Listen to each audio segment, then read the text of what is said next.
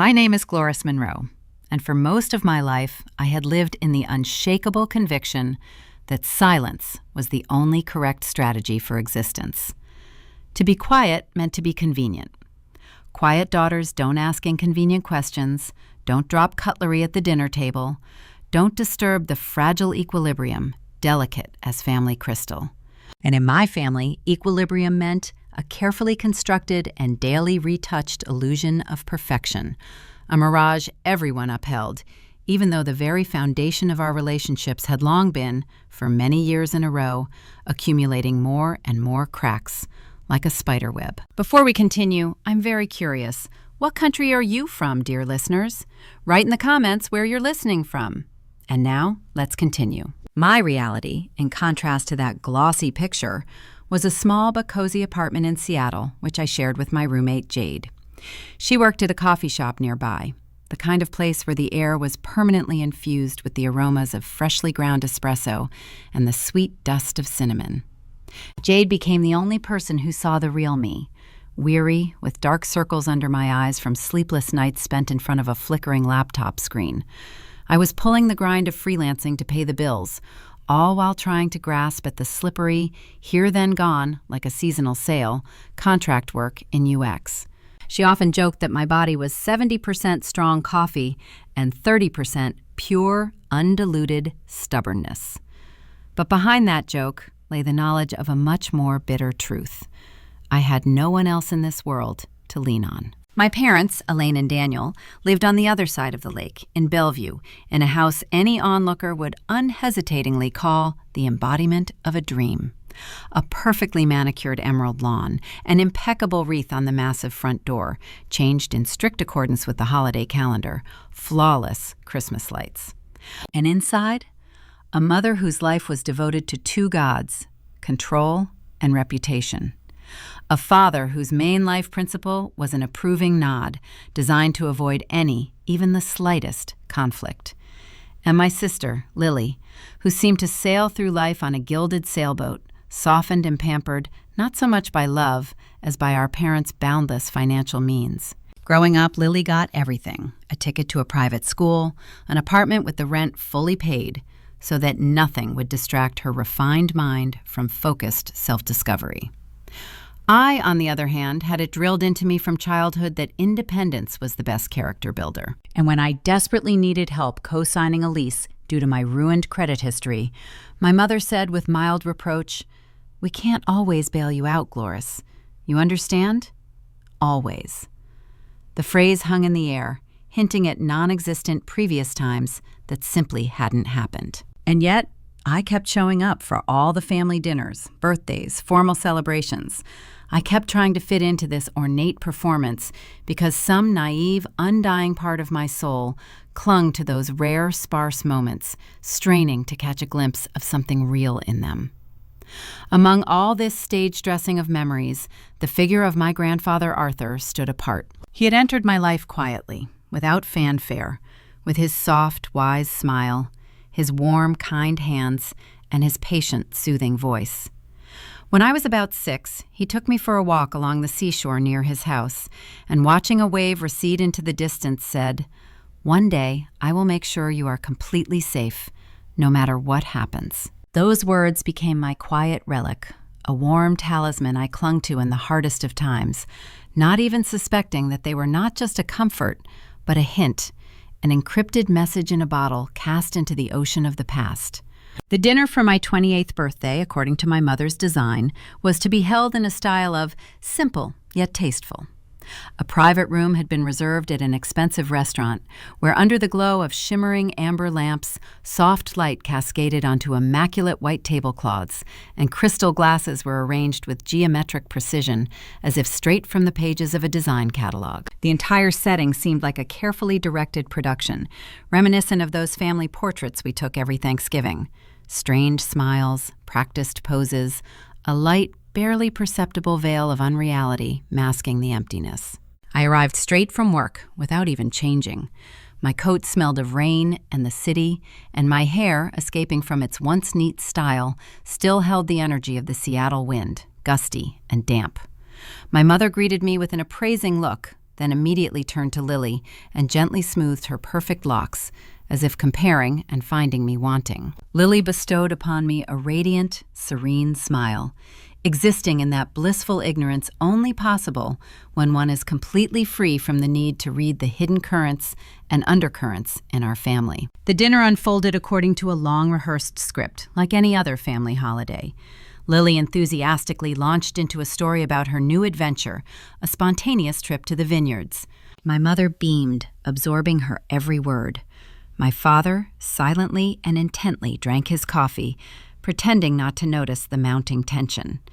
And Grandfather Arthur observed everything with a calm, inscrutable expression I couldn't decipher. I, in turn, maintained impeccable posture, as I had been taught, directing all my attention to the precise, measured movements of my knife and fork, rather than studying the faces of my relatives, afraid to see yet another confirmation of my inadequacy. I didn't know it then, but Grandfather was waiting.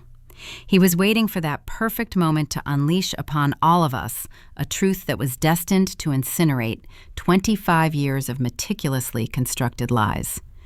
If someone had asked me an hour before that inevitable explosion if I felt anything unusual in the evening's atmosphere, I would have said no. Everything around that dinner table seemed painfully familiar, almost caricatured. My mother corrected Lily's posture. My father studied the label on the wine bottle with feigned interest. Lily laughed too loudly and self-indulgently at her own stories. And yet, somewhere deep down, on an instinctual level, I felt a subterranean shift that had been brewing all these months, a low, barely perceptible hum resonating in my very bones. The meal began with the usual, years-honed, subtle jabs. Elaine, my mother, remarked with a sweet smile how resourceful and self-sufficient I had become, using that very penetrating tone which wordlessly communicated to everyone present that, in her opinion, my life was the logical result of a series of wrong choices, not difficult circumstances. Gloris has always been so independent, she said, addressing the couple, their friends sitting nearby, as if I were not a living person but an exhibit. She never needed much from us. She said it as if it were the highest praise, but to me, every word stung like a slap. Lily, sitting across from me, was idly twisting her delicate gold bracelet around her wrist, another gift I had never received. She launched back into her story about her weekend trip, which, I knew for a fact, our parents had paid for. My father chuckled approvingly and added, looking at her with adoration, "She deserves it. She works so hard." I just blinked silently, knowing that Lily hadn't attended her classes in months. I moved my fork along the edge of my plate, trying to breathe deeper and more evenly, but bitter memories were already washing over me, eroding all composure. Before my mind's eye rose the evening my old car broke down on the rain-soaked highway. I had begged my mother to help me, even just to lend me money for a tow truck, because I had to be at work the next morning. "You're a grown woman," her cold, categorical voice sounded through the phone. "Figure it out yourself." I struggled all that night, calling roadside assistance and ultimately draining the entire balance on my credit card, which I then spent over a year paying off. And then I remembered that semester in college, when I couldn't afford the necessary textbooks, and, swallowing my pride, asked them to help with at least part of the cost. "We can't always bail you out, Gloris," my mother had said then. It wouldn't be fair to Lily. Meanwhile, while I was sweating over student textbooks, Lily's school trip to Europe was fully paid for long before she even bothered to pack her elegant travel bag. Sitting now at this festive table for my birthday, all these memories weren't just surfacing in fragments. They were assembling into a clear, sharp, and merciless pattern, a picture of systematic injustice I had refused to see for too long, preferring to blame myself for everything. Grandfather Arthur had been silently observing me all this time while the others chatted carelessly. He always had a remarkable ability to see through even my most artful pretenses, and always knew unerringly when I was having a hard time, even if I tried my hardest to hide it behind a mask of indifference. And when the waiter, bowing respectfully, filled our glasses with aged red wine, and a relative silence momentarily fell over the room, he unexpectedly raised his glass for a toast. And then it happened. "Gloris," he said softly, but very clearly, and his voice rang like a bell in the tense silence. "Why don't you tell everyone present how you managed your $3 million trust fund, which was supposed to become accessible 25 years after its creation?" The reaction was instantaneous, like a crack.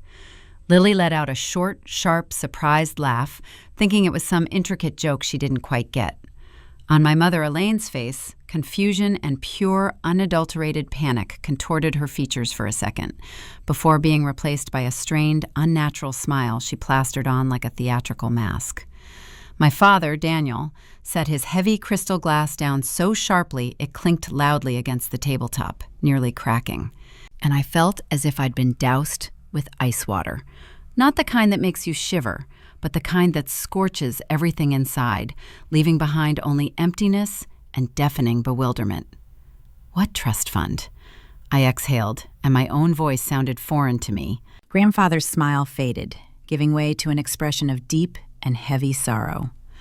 "The one I set up for you, my girl, when you were just 3 years old." My throat tightened, cutting off my breath. "I never had one," I whispered, and the whisper was deafeningly loud in the ensuing silence. "Never." A ringing, unbearable pause hung in the air. The smile completely slid off Lily's face, replaced by bewildered confusion. Father clenched his jaw so hard his cheekbones whitened.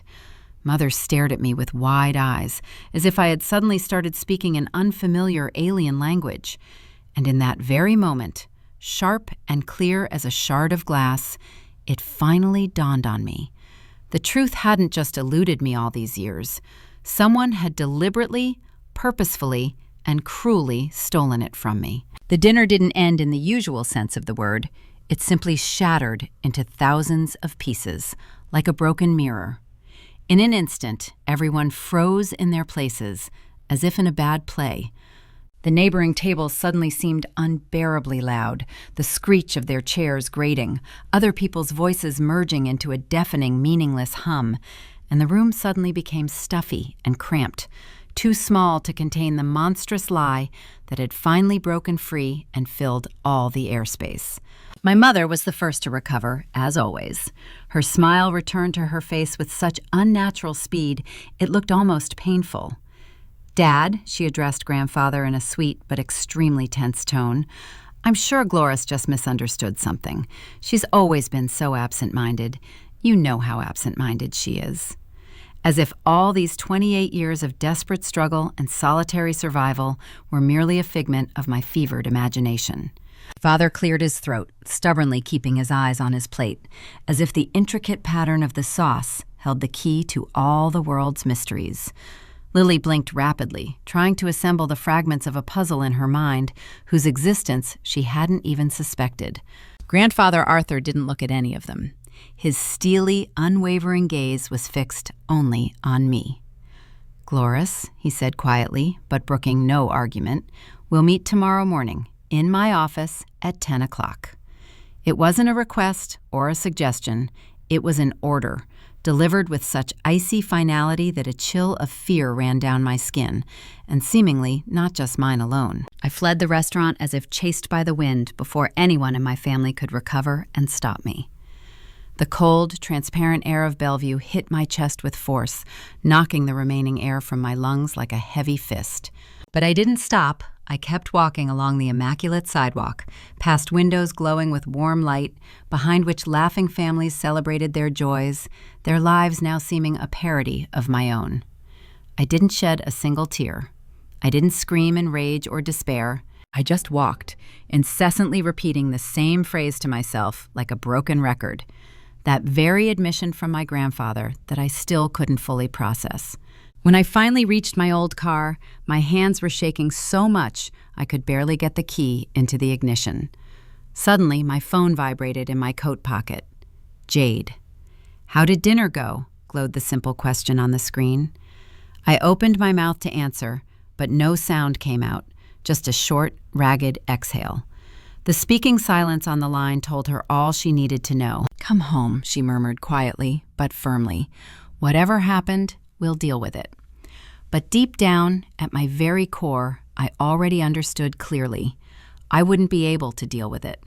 It had all been too well hidden, too artfully buried under layers of years, smiles, and lies. The next morning, I took an early bus to downtown Seattle. The city was just waking up. The morning fog, like a shy blanket, still shrouded the sidewalks, and the streetlights were going out one by one, yielding to a gloomy dawn. Grandfather's office was located on one of the upper floors of a severe glass tower. Inside, a solemn, almost church-like silence reigned, broken only by the ticking of an antique clock, and the air was warm and imbued with the noble scents of cedarwood and old, time-worn books. He was waiting for me, sitting in his massive leather chair, and on his lap lay a thin but seemingly weighty cardboard folder.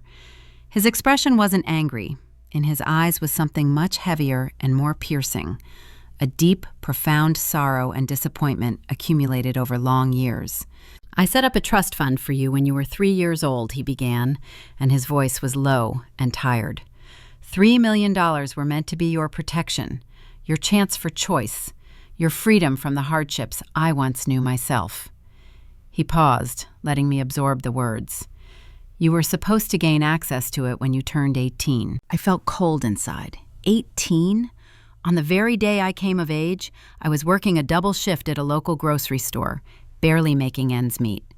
Why didn't I know anything about this? My voice trembled, betrayingly revealing all the accumulated pain. Why did no one ever tell me? In response, Grandfather silently handed me the folder. Inside were reports, printouts, preliminary audit documents. My gaze slid over columns of numbers, withdrawal lines, numerous transfers, regular payments, invoices. The most recurring ones, many looking outright suspicious, and all of them were signed by the same two names that burned my eyes: Elaine Monroe, Daniel Monroe. My parents hadn't just hidden the existence of the trust fund from me. They had been shamelessly using it for 10 years. Mortgage payments for their impeccable house, expensive renovations, Lily's private school tuition, payment for her luxurious apartment, family vacations in exotic countries, new car purchases, expensive trinkets, everything that had always been an unattainable luxury for me, all of it had been bought with my money. I felt a burning, all-consuming wave spread through my ribs.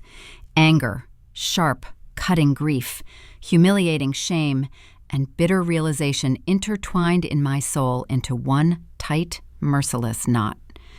Every night spent working, every humiliating plea for help, every suppressed feeling of being unwanted and forgotten, all of it turned out to be not just fate or life's unfairness. It was theft. Cold, calculated, cynical theft. Grandfather slowly leaned forward, and his chair sighed quietly. "Glorious," he said, and there wasn't a trace of doubt in his voice. "I've already hired a team of lawyers. My attorney Collins will conduct a full and impartial audit, but I need you to decide for yourself how far we take this." I stared relentlessly at the damning pages, at those small, so neat and familiar signatures of the two people who, by all laws of the universe, should have been my protection and support. Something inside me finally ground into place, leaving behind not pain, but a cold, crystalline clarity. "I want everything," my own voice sounded, surprising me with its firmness. "Everything they took, every record, every receipt, every dollar. I want the whole truth, down to the last comma." Grandfather nodded just once, slowly and with incredible resolve, and in that nod was the weight of all his authority and love. "After that, we will invite them to a meeting," he informed me, and it sounded like a verdict. "I want to be there," I stated, without a trace of request in my voice. "I need to be there." "You can handle it," he said, and in his words was not an empty consolation, but a statement of fact, a promise of support and faith in my strength. And in that very moment, sitting in that quiet office, smelling of cedar and justice, I felt for the first time in my life that I was not the quiet, convenient daughter, nor the forgotten, unloved daughter. I had become something more. I was walking into the fire, knowing that this time it wouldn't be me who got burned. The meeting was scheduled for Thursday. It was a cold, joyless day in Seattle, the sky covered by a dense blanket of matte steel clouds, and the air was so heavy and humid that every breath was an effort, constricting the lungs. Grandfather, as he put it, had insisted that the meeting take place in a private conference room on neutral territory in his office building. But we all understood the real truth. He wanted every second of the coming conversation to be officially documented, witnessed by attorneys, so that none of the invited could evade responsibility or deny what was said. I arrived early. Despite the bone-chilling cold, my palms were damp with nervous tension. Yet my steps, measuring the distance from the elevator to the massive door, were surprisingly firm and confident. Jade, hugging me just before I left the apartment, said I looked as if I were heading both to a courtroom and to my own rebirth. I didn't quite understand what she meant until the very second I saw my reflection in the glossy surface of the elevator doors. My back was straight as a rod, my face calm and collected, and in my eyes, which usually hid uncertainty, burned a new, unfamiliar fire, the fire of resolve. When the elevator whispered to a stop and the doors slid open, Collins was already rising to meet me. Grandfather's lawyer looked exactly as he had at our first meeting. Impeccable gray hair, an expensive, custom-tailored suit, and under his arm, the same stack of documents, which now looked not like paperwork, but like a symbol of formidable and inexorable justice. He gave me an appraising nod, as if he had already checked and approved my emotional state, deemed it stable enough for the upcoming ordeal. "They are on their way," he said shortly. I didn't ask who. We both knew perfectly well. In the spacious, aesthetically furnished conference room, Grandfather was already sitting at the head of the long, polished, dark wood table. His face was a mask of impenetrable calm, but the familiar tension in the muscles of his jaw eloquent testified that his night had been almost sleepless. Seeing me, his stern features softened, just for a fraction, but it was enough. He reached across the table, found my hand, and for a moment squeezed it with his warm, strong fingers. Then, just as quickly, let go. "You're not alone today," he said quietly, and in those simple words lay a whole universe of support and a promise that my day had finally come. The door to the conference room opened with a quiet click. My parents entered first. Elaine walked briskly, her shoulders thrown back unnaturally, her face frozen in that same painfully familiar mask of impeccable calm and mild displeasure that she wore for particularly important public appearances. Daniel followed closely behind her, his gaze, more anxious and bewildered, darting around the sterile room as if desperately seeking a non-existent loophole, a path of retreat. Then, with hesitant steps, Lily entered, clutching an expensive leather purse in both hands as if it were her only anchor in this situation she didn't understand. The expression on her face was a strange, dissonant mixture of frightened anxiety and complete disbelief at what was happening. She had apparently been told that some family problem had arisen, requiring urgent clarification, but no one had bothered to inform her that I was at the center of it. Elaine immediately went on the offensive, her voice sharp and abrupt, breaking the oppressive silence. "I don't know what this is all about, but it looks like we're being dragged into some humiliating formality for no reason." Grandfather slowly raised his hand. Just one gesture, but it held such unquestionable authority that even my mother fell silent for a moment. "Sit down," he said. Those two words were spoken quietly, but with such a steely tone that arguing was unthinkable. They obediently, almost mechanically, sank into the leather chairs. Collins, meanwhile, silently closed the massive door, cutting off the path of escape, then stepped to the center of the room and with a dull, merciless thud that echoed in the tense silence, placed the thick folder of documents on the polished table surface. Lily flinched involuntarily at the sound. My father swallowed hard, and you could hear how dry his throat was. Elaine's eyes widened, something akin to dawning realization, bordering on panic, flashing in them. "These are your signatures," Collins stated coldly, not looking at anyone in particular. "Over 25 years of systematic withdrawals, transfers, and payments from the trust fund, created exclusively for Gloris Monroe." A tomb-like silence fell in the room, broken a moment later by his even, emotionless voice. He began to read. The first year, mortgage payments. The second year, a major home renovation, a complete kitchen remodel. He turned the page with a light rustle. Tuition payments, not for Gloris. Next, car expenses, travel, credit card debt payments, apartment rental for Lily Monroe. With each of his words, with each new figure announced, something inside me finally unfurled and straightened. It wasn't the joy of triumph. It wasn't even anger anymore. It was that very same crystalline and merciless clarity that descends upon a person when they finally see the whole picture in full, blinding light, not in the half-darkness and shadows they had been forced to exist in for years. My mother's face became deathly pale. That's taken out of context, she exhaled, but her voice no longer held its former confidence. Collins didn't even bat an eye. The context, he countered with icy politeness, is financial malfeasance regarding the beneficiary. The audit is complete and leaves no room for ambiguity. I looked at her, at this woman who all my childhood had convinced everyone around her, including myself, that I was just too sensitive. She wasn't even looking at me now. She was fighting not with a daughter, but for her meticulously crafted image of the impeccable wife and mother, built up over decades. My father finally spoke, and his voice sounded thin and cracked. We used that money for the family. It wasn't personal. I laughed, shortly, bitterly, and completely involuntarily, before I could stop myself. Nothing personal, I repeated, and my hands trembled, but my voice, to my own surprise, remained quiet and restrained. When my car broke down on the highway and I begged you for help, was that nothing personal either? When I almost dropped out of college because I couldn't afford textbooks and you turned away from me, was that just for the family?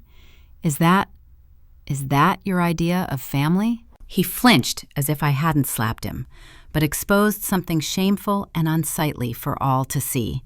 Elaine gasped sharply and lifted her chin with that air of offended dignity she had so virtuosically honed over the years.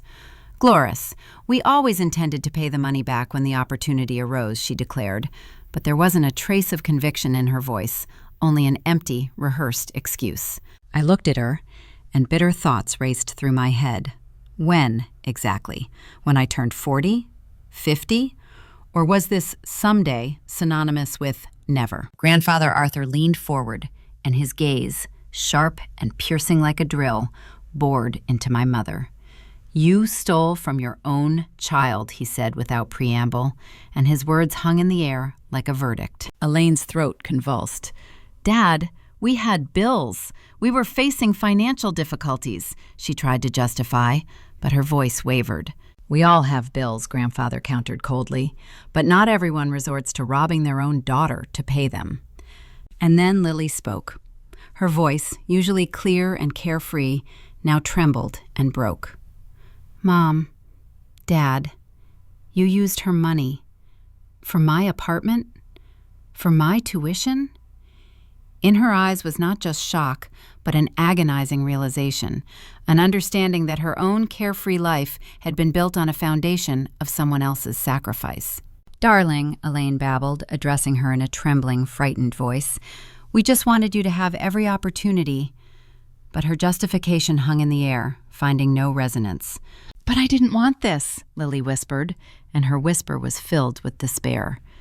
Elaine turned sharply to me, and in her eyes I saw not remorse, but pure animal panic, fear of the imminent collapse. "Gloris, you were always so self-sufficient. You never asked for much," she exclaimed, as if that could change anything. I leaned forward slightly, and my words were quiet, but with such force that the very air in the room seemed to shudder. "I didn't ask because you taught me from childhood that I couldn't. Because every time I came to you, you made it clear with your whole being that my needs were an unaffordable luxury, an unwanted burden." The silence that followed was not empty. It was thick, heavy, saturated with everything they had so carefully hidden and that had now burst forth, depriving them of any last chance to deny anything. Grandfather rapped his knuckles on the table once, forcefully. The sound was like a gunshot. "I am revoking your financial powers over this trust, effective immediately," he declared, and his voice left no room for argument. Elaine actually jumped. "You can't do that," she cried out, but her voice held only helplessness.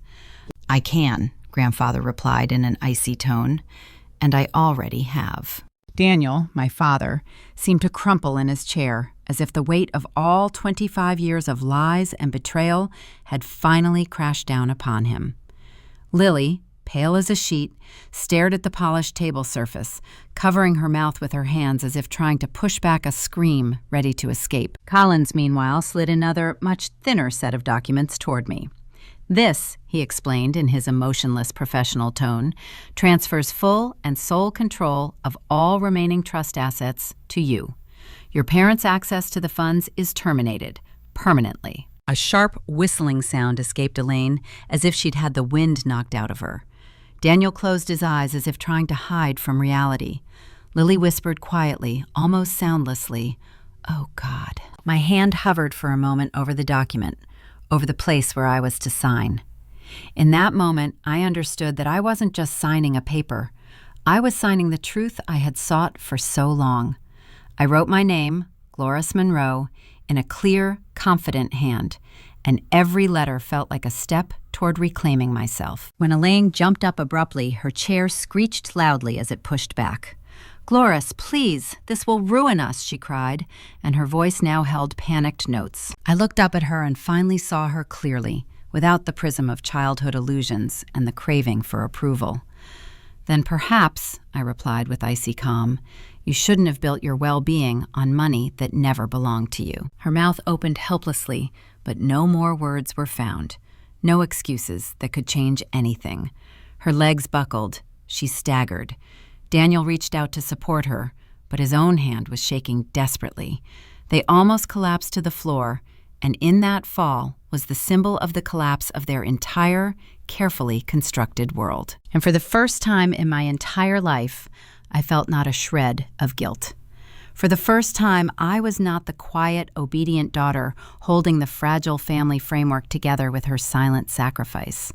This time, I was the one who had brought that framework down, who had demolished to its foundations the false construct they had so diligently built all these years. However, when the meeting was finally over and the last footsteps faded behind the heavy door, an overwhelming, almost physically palpable emptiness settled in the conference room, as if all the lies accumulated over the years in the walls of this house had been scraped out at once with a giant scraper, leaving not a single nook to hide from the blinding and merciless light of the exposed truth. My parents were the first to leave, without a word.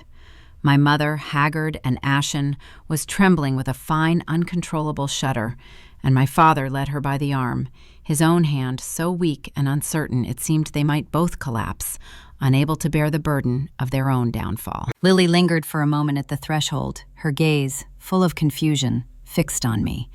And in it was a strange, agonizing mixture of genuine guilt and something elusive that was almost like a nascent, unformulated apology. She opened her mouth soundlessly, as if trying to find the right words, but failed to find them, and closed it again, only to finally, on her way out, utter a barely audible, broken whisper, "I didn't know, Gloris. Honestly, I didn't know." I nodded in response, and in that nod there was neither quick forgiveness nor the old fierce resentment. It was something else, unfamiliar and fragile, the very beginning of a long and thorny path to understanding. Over the next few weeks, the world turned upside down, acquiring new, uncharted contours. Collins, with his characteristic pedantic efficiency, completed all the legal formalities, and the remaining trust assets, now unencumbered by others' claims, were finally and irrevocably registered in my name, while my parents received official notice of all potential civil consequences that would inevitably follow any attempt on their part to contest the decision or conceal new abuses. And for the first time in their lives, they faced the severe consequences of their own choices, stripped of their habitual shield of denial and excuses. Grandfather visited me in my new, modest, but absolutely my own apartment in Seattle, which, despite its small size, possessed an incredible sense of belonging I had never felt anywhere else. He slowly, with dignity, walked through the rooms, touching the walls with his palm as if blessing them, and smiled with a light, silent approval. "You've earned this," he said simply, and in his eyes was a whole history. "You've deserved this all along." I didn't tell him that I spent the first night within these walls in tears that were half bitter grief for the family I had never truly had, and half an aching, liberating relief at the realization of the life I had finally been given the chance to build on my own. I started spending more time in the park by the water, letting the cold, fresh winter air dispel the last, most stubborn remnants of heartache. And though I couldn't yet call myself fully healed, I knew with certainty that I was no longer drowning in the quagmire of the past. For the first time, the silence surrounding me didn't feel stolen or imposed. Now it was my own, consciously chosen possession, a space for breathing and growth. In the weeks that followed, I kept returning to the words grandfather had told me in that distant childhood, that safety is not just protection from external storms, but the firm knowledge of who will stand by you when the most inconvenient truth comes to light. Now I understood it with my whole soul. Family is defined not by blood ties or a shared surname on a passport. It is defined by honesty, responsibility, and the presence of those people who don't disappear from your life when the truth ceases to be convenient. I don't hate my parents, and perhaps I never will. But I have firmly learned that sometimes distance can be the greatest manifestation of love. Love for oneself, for one's own integrity, for the life I am finally allowed to build, and for the peace of mind I will never relinquish again. If you have ever had to distance yourself from people who, by all accounts, should have cared for you, I want you to know you are not alone in this feeling. Your personal story matters immensely, and your boundaries, drawn for self-preservation, are important and necessary. Share your experience in the comments if you wish. And if this story resonated with you, subscribe to the channel so you don't miss future works.